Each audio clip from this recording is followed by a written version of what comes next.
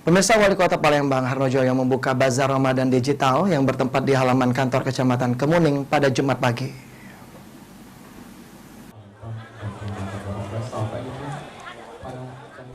Bertempat di halaman kantor Kecamatan Kemuning, Wali Kota Palembang bersama Wakil Wali Kota secara resmi membuka bazar Ramadan digital pada Jumat pagi. Pembukaan bazar Ramadan digital ditandai dengan pemukulan gong oleh Wali Kota Palembang. Dalam kesempatan tersebut, Harnojoyo memberikan apresiasi kepada dinas terkait, yakni Dinas Perdagangan dan instansi Bulog dan lainnya yang telah menggelar bazar Ramadan. Diharapkan dengan adanya bazar ini bisa menekan inflasi di Kota Palembang. Selain itu, Harnojoyo juga berharap kepada pihak distributor dan produsen untuk harga paket sembako bisa lebih murah lagi dibandingkan harga pasaran, setidaknya minimal 5.000 lebih murah, sehingga kestabilan harga dapat tetap terjaga. Jadi bagus, kalau bisa jangan 1.000, 2.000, 5.000, 3.000 kan, bedanya dari pasaran.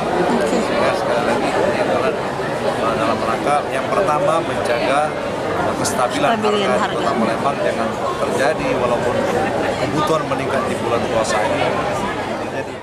Sementara itu, Kepala Dinas Perdagangan Kota Palembang Raymond Lauri mengungkapkan bazar Ramadan digital ini merupakan ajang untuk sosialisasi kepada masyarakat untuk menggunakan QRIS karena banyak keuntungan yang didapat. Salah satunya jika belanja menggunakan QRIS akan mendapatkan paket sembako. Tunai, masyarakat tetap boleh membeli secara tunai dan non tunai, tapi dengan kita mensosialisasikan pembayaran non tunai QRIS bagi masyarakat yang melakukan transaksi minimal Rp150.000 itu akan mendapatkan paket bingkisan yang dibuat oleh Bank Indonesia berupa minyak goreng dan gula dengan 1 kilo minyak goreng dan gula.